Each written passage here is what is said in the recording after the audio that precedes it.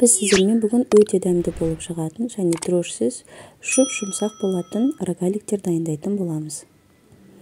Ең бірінші ұнымызды алып, оған сары майымызды салып, қолымыздың көмегімен жақсылап мыжғылаймыз.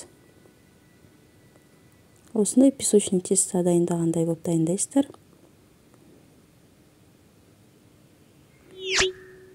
Одан кейін сахарный пудрамызды саламыз, шым тұзымызды,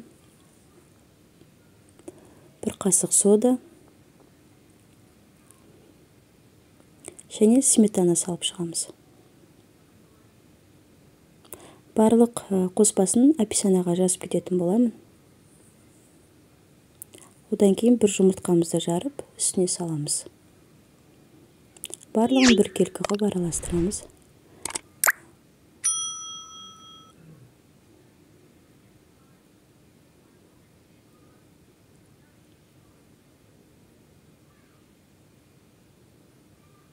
Мінекей достар, бізде осындай жұмсақ қамыр пайда болады.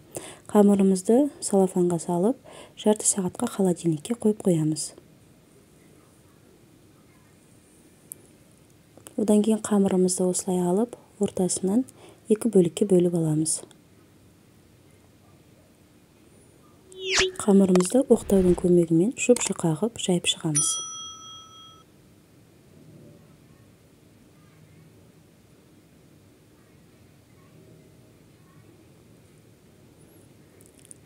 Және қамырымызды осылай көп бөлікке бөліп шығамыз.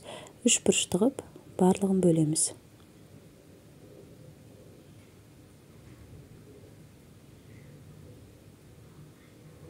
Мен осында шоколад қойдым. Вареный сгущенка қойсаңыздар да болады. Немесе тек қана қант сеуіп шықсаңыздар да болады ортасына. Және осындай әдемі пішін жасап шығамыз барлығынан.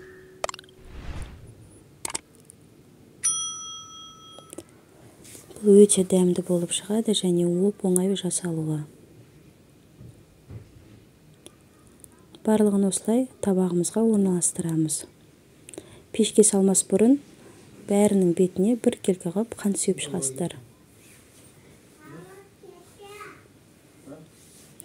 Қант сеуіп шығатын болсаңыздар, өте дәмді болып шығады.